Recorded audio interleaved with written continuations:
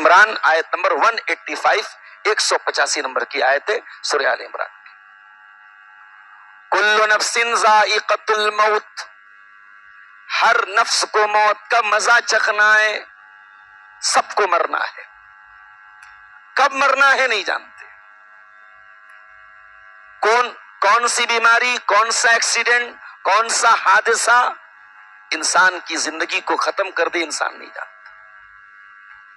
انسان سینکڑوں برس کی پلاننگ بنا کے چلتا ہے، بچوں کے لیے بھی جائیداد بنا لو، پوتا پوتی کے لیے بھی بنا لو، بیٹیوں کے لیے بھی بنا لو، اور ایک دن آتا ہے سارا ٹھاٹ پڑا رہ جاتا ہے اور موت کو انسان گلے لگا کے چلا جاتا ہے۔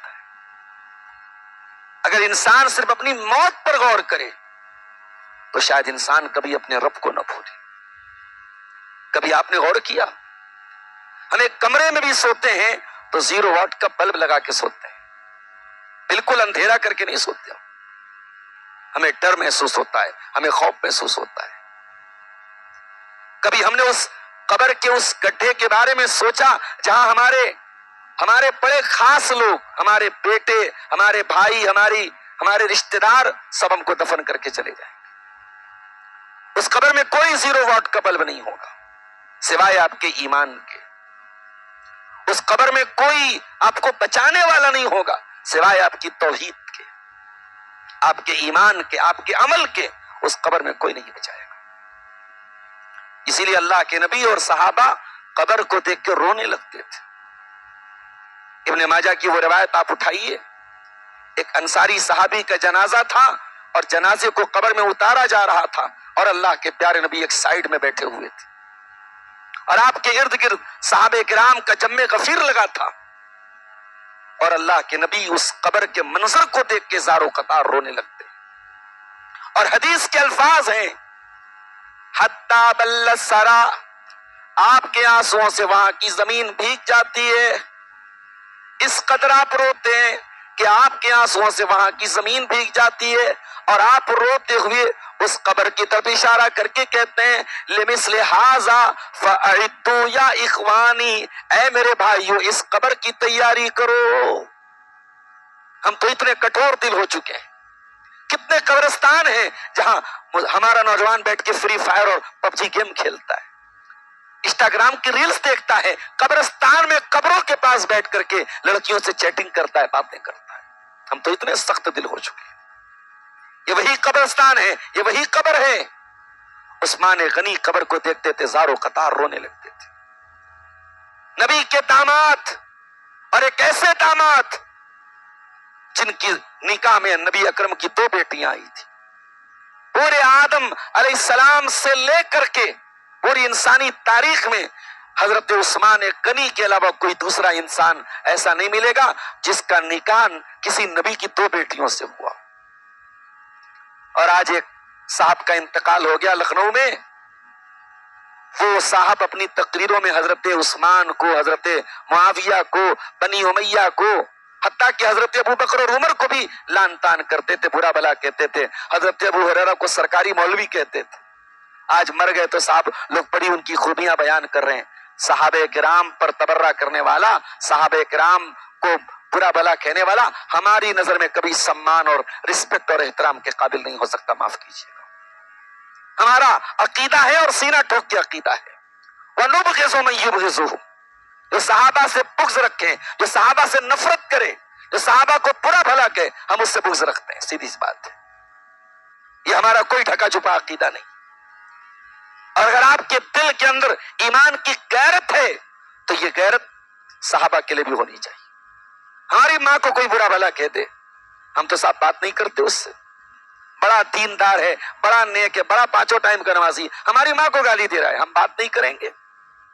ہمارے باپ کو کوئی برا بھلا کہہ دے، ہم تو تعلقات اس سے نہیں رکھیں گے، ہمارے باپ کو برا بھلا بولتا ہم تو تعلقات رکھیں گے۔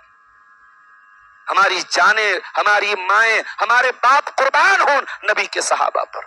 نبی کے صحابہ کے قدموں کی دھول کے برابر بھی آج کے بڑے بڑے متقی اور پرہیزگار نہیں ہو سکتے ہیں میرے ساتھی۔ جو انسان صحابہ کو گالیاں دیتے ہوئے مر جائے، اور آپ صاحب اس کی مغفرت کی دعائیں کریں اور کہیں بڑا نیک انسان تھا، بڑا عالم تھا، یہ تھا وہ تھا، وہ فلانا تھا، ڈھماکا تھا، سب کچھ تھا، صحابہ کا دشمن تھا تو ہمارا بھی دشمن تھا، سیدھی سی بات ہے۔ تو اللہ کے نبی کہ صحابہ میں ایک بڑا مقام ہے عثمان غنی کا۔ عثمان غنی کسی قبرستان کے پاس سے گزرتے تھے، زار و قطار رونے لگتے تھے۔ سوال پوچھا گیا عثمان غنی کیا بات ہے؟ تذکر الجنت ولا تبکی، جنت کی بات آتی آپ نہیں روتے، جہنم کی بات آتی آپ نہیں روتے، قبرستان کو دیکھ کر کے کیوں رونے لگتے ہیں؟ عثمان غنی کہتے ہیں او لوگو، میں نے اپنے نبی سے کو یہ فرماتے ہوئے سنا ہے، ان القبر اول منزل من منازل الاخرہ، یہ قبر آخرت کی پہلی سیڑھی ہے، یہ آخرت کی پہلی منزل ہے، جس نے اس کو پار کر لیا اس کے لیے آگے کی منزلیں آسان ہیں، جو اس کو پار نہیں کر پایا اس کے لیے آگے کی منزلیں بھی مشکل ہیں۔ اور میں نے اپنے نبی کو یہ بھی فرماتے ہوئے سنا ہے، ما رأیت منظرا افزا من القبری، میں نے قبر سے زیادہ خطرناک کوئی منظر نہیں دیکھا۔ قبر میں جو عذاب ہوتا ہے، اللہ کے نبی فرماتے ہیں اگر وہ عذاب تم دیکھ لو اپنے مردوں کو دفنانا بند کر دو گے، اپنے باپ کو قبر کے حوالے نہیں کرو گے، اپنی ماں کو قبر کے حوالے نہیں کرو گے، اگر تم وہ قبرستان میں قبر میں جو عذاب ہو رہا ہے اگر تم اس کو دیکھ لو۔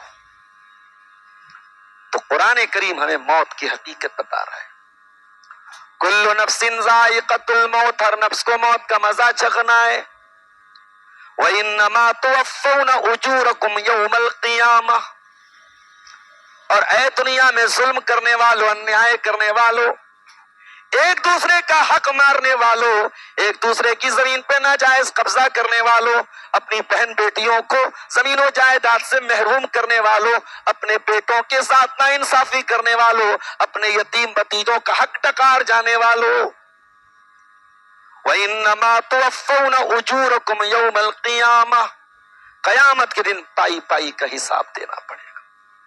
دنیا میں بچ سکتے ہو، وہاں نہیں بچ سکتے ہو، وہاں تو بغیر سینگ والی بکری کو سینگ والے بکرے نے مارا ہے۔ اللہ کے نبی فرماتے ہیں لَتُؤَدُّنَّ الْحُقُوقَ إِلَىٰ أَهْلِهَا حَتَّىٰ يُقَادَ لِلشَّاةِ الْجَلْحَاءِ مِنَ الشَّاةِ الْقَرْنَىٰ، سینگ والے بکرے نے بغیر سینگ والے بکرے کو مارا ہے، بدلہ دینا پڑے گا اس کو، قیامت کے دن تو دینا پڑے گا میرے ساتھ۔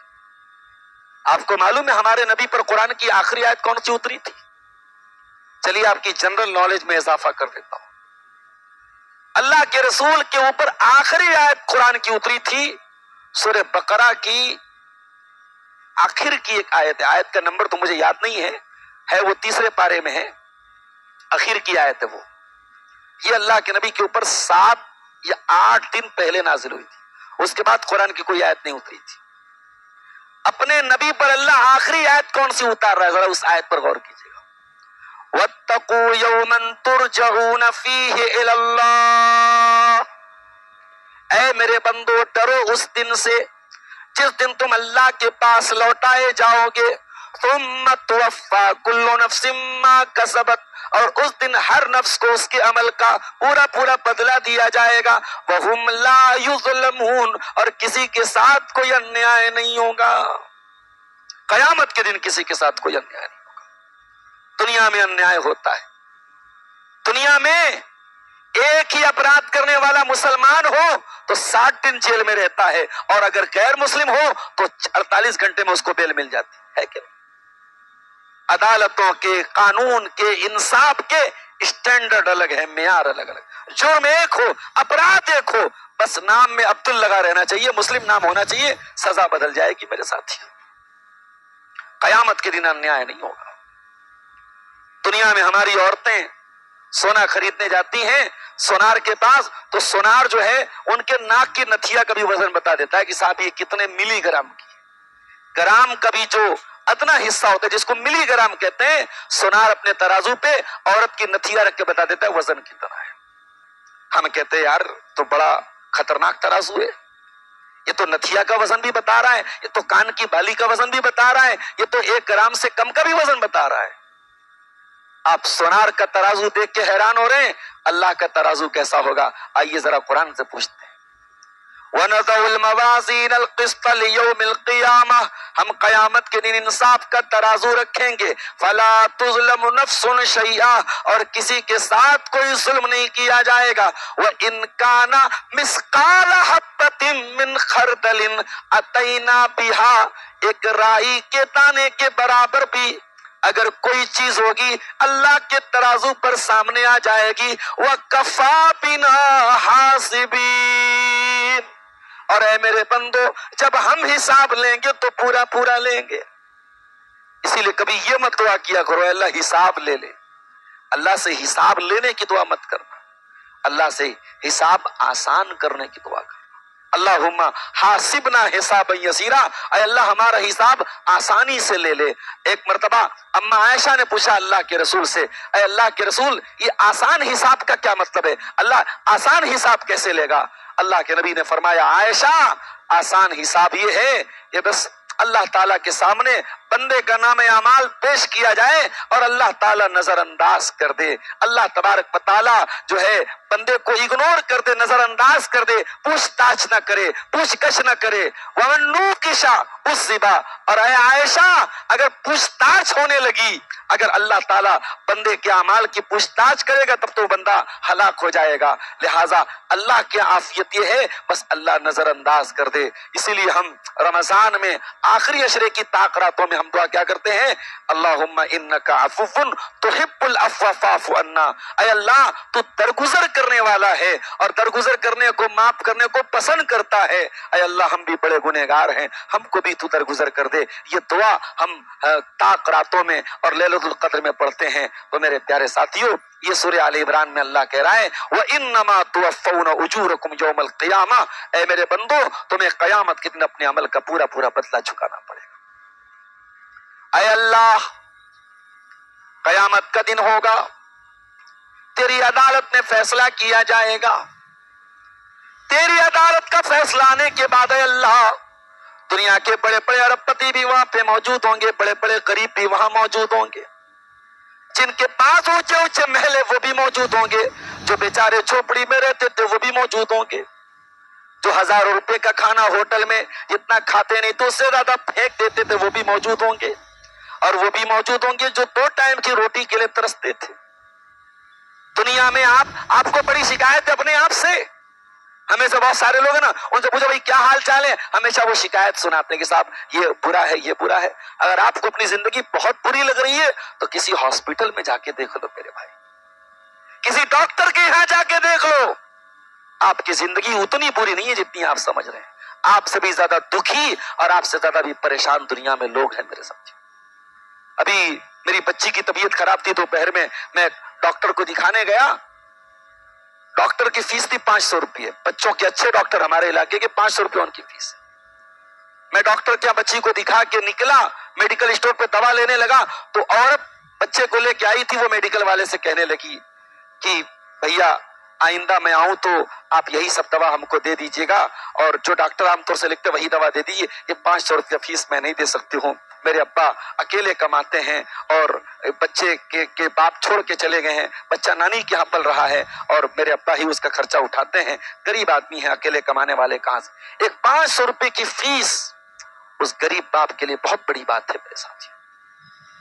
تو دنیا میں اگر آپ کو لگتا ہے کہ آپ بہت دکھی ہیں، آپ سے بھی زیادہ دکھی دنیا میں لوگ ہیں. اسی لیے اللہ کے نبی نے فرمایا کہ اپنے سے نیچے کے لوگوں کو دیکھو تب تمہیں احساس ہوگا کہ تم اللہ کی کتنی نعمتوں میں زندگی گزار رہے ہو. قیامت کے دن تو وہ سارے کے سارے لوگ سامنے آ جائیں گے.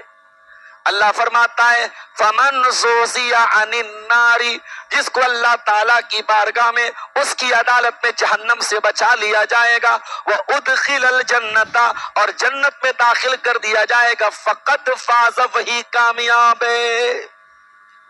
جو جہنم سے بچا لیا گیا اور جو جنت میں داخل کر دیا گیا وہی کامیاب ہے. دنیا میں بیچارے کو ڈھنگ کا کھانا ملا ہو نہ ملا ہو، بیمار بچے کو دوا ملی ہو نہ ملی ہو، رہنے کو محل ملا ہو نہ ملا ہو، کاروبار میں مندہ رہا ہو کہ چلتا رہا ہو، کامیاب تو وہی انسان ہے جو جہنم کی آگ سے بچا لیا گیا اور جنت میں داخل کر دیا. یہ ہے حقیقی کامیابی، یہ ہے اصل کامیابی، اور اس کامیابی کے لیے میرے بھائیوں ہمیں اور آپ کو محنت کرنی چاہیے. دوسری آیت جو میں نے پڑھی تھی وہ بھی سورہ آل عمران کی، ذرا اس آیت پر بھی آپ غور کیجیے گا۔ میں مبارک پور کے امیلوں کے علاقے میں بیٹھا ہوں، انصاریوں کا علاقہ ہے، کپڑے کی صنعت سے جڑے ہوئے لوگوں کا علاقہ ہے۔ اسی کپڑے کے کاروبار میں کوئی کروڑ پتی بھی ہے، کوئی لکھ پتی بھی ہے، کوئی بیچارہ دال روٹی چلا رہا ہے۔ کمپٹیشن تو سب لوگ کر رہے ہیں نا۔ اس کے پاس اتنے منڈا زمین تو میرے پاس اس سے زیادہ ہو جائے، اس کے پاس دو لوم ہے، میرے پاس 4 لوم ہو جائے، اس کے پاس 1 گھر ہے، میرے پاس، یہی تو کمپٹیشن تو یہی لگا ہے نا، یہی کمپٹیشن لگا ہے۔ میں کیسے اس کے آگے نکل جاؤں؟ اللہ کہہ رہا ہے میرے بندو، کمپٹیشن اگر کرنا ہے، پرتیسپردھا کرنا ہے، مقابلہ کرنا ہے، ہوڑ لگانی ہے، آگے بڑھنا ہے، تو آؤ میں تمہیں بتاتا ہوں کس چیز میں کمپٹیشن کرنا چاہیے۔ وَسَارِعُوا إِلَىٰ مَغْفِرَةٍ مِّن رَّبِّكُمْ، اے میرے بندو تم ایک دوسرے سے کمپٹیشن کرو، مقابلہ کرو اپنے پروردگار کی مغفرت کو پانے کے لیے۔ تم سب کے سب گنہگار ہو، خطا کار ہو، تم اللہ کی بہت زیادہ نافرمانی کرتے ہو۔ تمہاری زندگی کا سب سے بڑا ٹارگٹ تو یہ ہونا چاہیے کہ اے اللہ تو ہمارے گناہوں کو معاف کر دے۔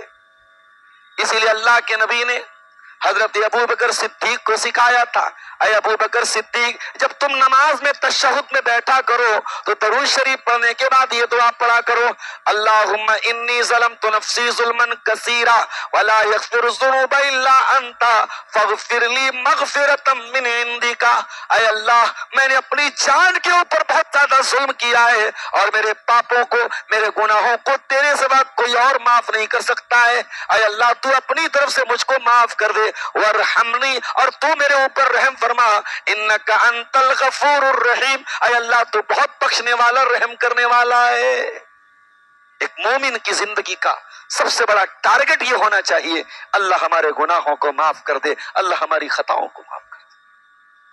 اللہ نے فرمایا وَسَارِعُوا إِلَىٰ مَغْفِرَةٍ مِّن رَّبِّكُمْ، اے میرے بندو تم کمپٹیشن کرو، مقابلہ کرو اللہ تعالیٰ کی مغفرت کو پانے کے لیے اور جنت کو پانے کے لیے۔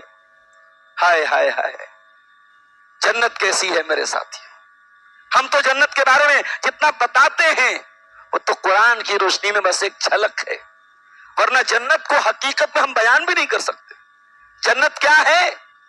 جمعہ کے دن جب آپ مسجد میں آتے ہیں، امام صاحب فجر کی نماز پڑھاتے ہیں، پہلی رکعت میں سورہ سجدہ پڑھاتے ہیں، اور امام صاحب سورہ سجدہ میں کیا پڑھتے ہیں آپ نے اگر سنا ہوگا غور سے، بہت سارے لوگ جو فجر کی نماز پابندی سے پڑھتے ہیں ان کو تو وہ صورتیں یاد ہو جاتی ہیں نا، سورہ سجدہ اور سورہ دہر یاد ہو جاتی ہے۔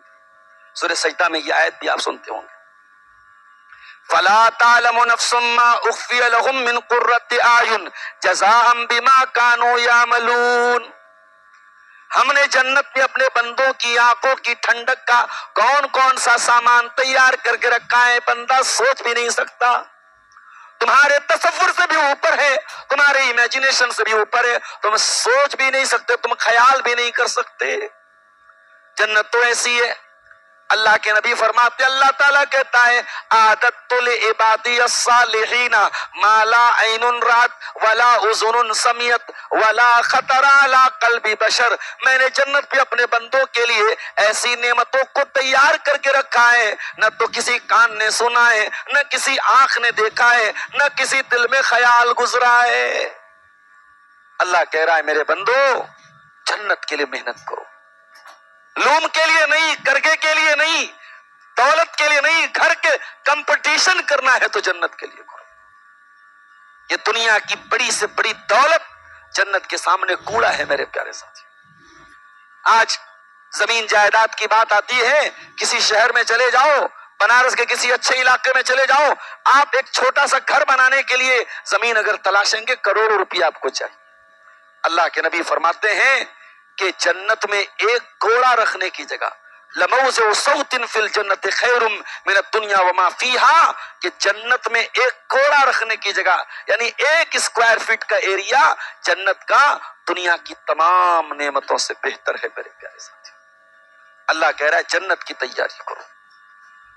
اسی مبارک پور کی سرزمین پر ایک عالم دین گزرے، اللہ کو پیارے ہو گئے، علامہ صفی الرحمان مبارک پوری رحمۃ اللہ علیہ، حسین آباد کی سرزمین سے تعلق تھا۔ علامہ صفی الرحمان مبارک پوری نے نبی اکرم کی زندگی پر ایک کتاب لکھی، اس کتاب کا نام انہوں نے رکھا الرحیق المختوم۔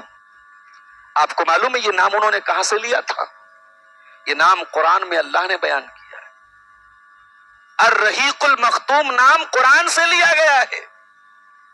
اچھا، ہمارے یہاں کچھ لوگ بچوں کا نام بھی قرآن سے رکھتے ہیں۔ اب قرآن میں تو ابلیس بھی آیا ہے۔ ایک صاحب نے اپنی بچی کا نام حاویہ رکھ دیا، حاویہ۔ میں نے پوچھا بھیا کہاں سے رکھا؟ بولے قرآن میں آیا ہے۔ میں نے کہا حاویہ جہنم کا ایک نام ہے، بچی کا نام رکھ دیا انہوں نے۔ تو قرآن سے نام رکھنا ہے لیکن آنکھ موت کے تھوڑی رکھنا ہے، اس کے لیے جانکار آدمی چاہیے نا۔ آپ علماء سے پوچھ کے نام رکھیں۔ لڑکیوں کے نام عجیب و غریب لوگ رکھتے ہیں۔ بعض لوگ ایک صاحب نے بچی کا نام رکھا وہ کسی ترکی کے سیریل کے حساب سے نام رکھا۔ اب بھئی ہم انڈیا میں رہتے ہیں، ہماری زبان اردو ہے، قرآن و حدیث کی زبان عربی ہے، اب ترکی سیریل کا نام رکھ رہے ہیں صاحب۔ یہ جب سے ارطغرل غازی آیا ہے اس کے کرداروں کے نام پہ لوگ بچوں کا نام رکھ رہے ہیں۔ تو اللہ تعالیٰ نے قرآن میں نام بتایا ہے لیکن وہ نام اس کو نکالنا یہ عالم کا کام ہے۔ علامہ صفی الرحمان مبارک پوری نے الرحیق المختوم جو نام رکھا یہ شراب کا نام ہے، جنت کی شراب کا نام ہے۔ قرآن کا 30واں پارہ اٹھے، اللہ فرماتا ہے وَيُسْقَوْنَ مِن رَّحِيقٍ مَّخْتُومٍ، جنتیوں کو ایسی شراب پلائی جائے گی جو سیل پیک ہوگی۔ بھئی ایک دنیا کا کوئی بھی کولڈ ڈرنک آپ لینے جائیں وہ کھلا ہوا ہے اور ایک سیل پیک ہے، تو زیادہ قیمتی کون ہے؟ جو سیل پیک ہے۔ تو جنت کی جو شراب ہوگی وہ سیل پیک ہوگی۔ یسقون من رحیق مختوم، جنتیوں کو سیل پیک شراب پلائی جائے گی، دا سیلڈ نیکٹر پلائی جائے گی۔ ختامہ مسک، اور اس کے اوپر جو مہر لگی ہوئی ہوگی وہ مشک کی ہوگی۔ دنیا کی اعلیٰ خوشبو ہے مشک، اور جنتی شراب کے اوپر مشک کی مہر لگی ہوگی یا اس کے اندر فلیور جو ہوگا وہ مشک کا ہوگا۔ اور اللہ کہتا ہے وَفِي ذَلِكَ فَلْيَتَنَافَسِ الْمُتَنَافِسُونَ، اے میرے بندو اگر کمپٹیشن کرنا ہے، اگر مقابلہ کرنا ہے، اگر آگے بڑھنا ہے تو جنت کے لیے آگے بڑھو، جیسے صحابہ کمپٹیشن کرتے تھے جنت کے لیے۔ آپ کا بچہ قرآن اچھا پڑھتا ہے، آپ کو خوشی ہوتی ہے کہ نہیں ہوتی؟ جس ماں کا بچہ حافظ قرآن ہو جائے، مسجد میں نماز پڑھائے، ماں سے پوچھو اس کے دل کو کتنی خوشی ہوتی ہے۔ اللہ کے رسول کے ایک صحابی تھے جن کا نام تھا عبداللہ بن مسعود رضی اللہ تعالیٰ، وہ قرآن پڑھتے تھے، بڑا پیارا قرآن پڑھتے تھے۔ ایک مرتبہ اللہ کے نبی نے کہا کہ جس کو قرآن بالکل تازہ تازہ سننا ہو، جیسے ابھی اترا ہے، تو وہ ابن ام عبد سے سن لے، عبداللہ ابن ام مسعود سے سن لے۔ اب نبی نے یہ بات کہہ دی، عبداللہ بن مسعود وہاں پہ موجود نہیں تھے۔ حضرت عمر نے سوچا میں یہ بات سب سے پہلے جا کے حضرت عبداللہ کو بتا دیتا ہوں، ان کے دل کو خوش کر دیتا ہوں کہ اللہ کے نبی تمہاری قرآن کی تلاوت کی بڑی تعریف کر رہے تھے۔ حضرت عمر رات میں 12 بجے پہنچے، آدھی رات میں پہنچے، دروازہ کھٹکھٹایا، عبداللہ بن مسعود نے دروازہ کھولا، اے عمر کیا بات ہے، اتنے ٹائم میرے گھر کیوں آئے ہیں؟ اے عبداللہ بن مسعود، آج میں نے اللہ کے پیارے رسول کے منہ سے سنا ہے، جس کو قرآن بالکل تازہ تازہ سننا ہو، ایسا سننا ہو جیسے قرآن اترا ہے، تو وہ عبداللہ بن مسعود سے سن لے۔ اے عبداللہ، میں نے سوچا میں سب سے پہلے یہ خوشخبری تم کو سنا دوں۔ ایک مومن کو خوش کرنا، ایک مومن کو خوشخبری سنانا، یہ بھی تو ثواب کا کام ہے۔ میں نے سوچا سب سے پہلے یہ ثواب میں حاصل کر لوں۔ حضرت عبداللہ نے کہا اے عمر فاروق، آپ نے تھوڑا سا لیٹ کر دیا۔ حضرت ابوبکر صدیق آئے تھے اور مجھ کو یہ حدیث اور اللہ کے نبی کی یہ بات بتا کے چلے گئے۔ یہ تھے صحابہ، کمپٹیشن ہوتا تھا ان کا۔ ہمارے یہاں تو صاحب کوئی نماز پڑھ رہا ہے تو لین دین میں گڑبڑ ہے، کوئی لین دین میں اچھا ہے تو کہتا ہے صاحب بڑے بڑے نمازی بے ایمان ہوتے ہیں، وہ نماز پڑھنے نہیں آتا ہے۔ کسی کی نماز اچھی ہے تو لین دین خراب ہے، کسی کا لین دین اچھا ہے تو نماز کی پابندی نہیں ہے، کوئی ایماندار ہے تو چہرے پہ داڑھی نہیں ہے۔ بڑا عجیب مسئلہ ہے۔ ہم دین کو بھی اپنی سہولت کے حساب سے جو چیزیں ہمیں آسان لگتی ہیں وہاں ہم دیندار بن جاتے ہیں۔ اللہ کے نبی صحابہ کے بیچ میں بیٹھے ہوئے ہیں، آپ نے فرمایا من اصبح منکم اليوم صائما، تم میں سے کون ایسا ہے جو آج روزہ رکھ کے آیا ہے؟ حضرت ابو بکر صدیق نے کہا اے اللہ کے نبی میں روزہ رکھ کے آیا ہوں، میں روزے کی حالت میں ہوں۔ پھر آپ نے پوچھا یہ بتاؤ کہ من اتم منکم اليوم مسکینا، تم میں سے کون ہے جو جس نے کسی غریب کو کھانا کھلایا ہے؟ پھر حضرت ابو بکر صدیق نے کہا اے اللہ کے نبی میں نے ایک غریب کو کھانا بھی کھلایا ہے۔ پھر آپ نے پوچھا یہ بتاؤ تم میں سے کون ایسا ہے من عاد منکم اليوم مریضا، جس نے کسی مریض کی عیادت کی ہے؟ پھر ابو بکر صدیق نے کہا اے اللہ کے نبی میں نے ایک مریض کی عیادت بھی کی ہے۔ پھر آپ نے پوچھا من شہید منکم اليوم جنازتن، کوئی ایسا ہے جو کسی مسلمان کے جنازے میں گیا ہو؟ ہاں، حضرت ابو بکر صدیق نے کہا اے اللہ کے نبی میں جنازے میں بھی شامل ہوا ہوں۔ اللہ اکبر! اللہ کے نبی نیکیوں کا نام لیتے چلے جا رہے ہیں اور ابو بکر صدیق ہر نیکی پر ہاتھ اٹھاتے چلے جا رہے ہیں۔ اللہ کے نبی نے 4 نیکیوں کا ذکر کیا اور چاروں پر ابو بکر صدیق کا ہاتھ اٹھا۔ اللہ کے نبی نے فرمایا کہ یہ چاروں نیکیاں اگر 24 گھنٹے میں ایک دن میں کسی ایک انسان کے اندر جمع ہو جائے، وہ انسان جنت میں داخل ہوگا، وہ انسان جنت میں جائے گا۔ میرے پیارے ساتھیوں، یہ نبی کے صحابہ تھے جو نیکیوں کے معاملے میں، جنت کے معاملے میں کمپٹیشن کیا کرتے۔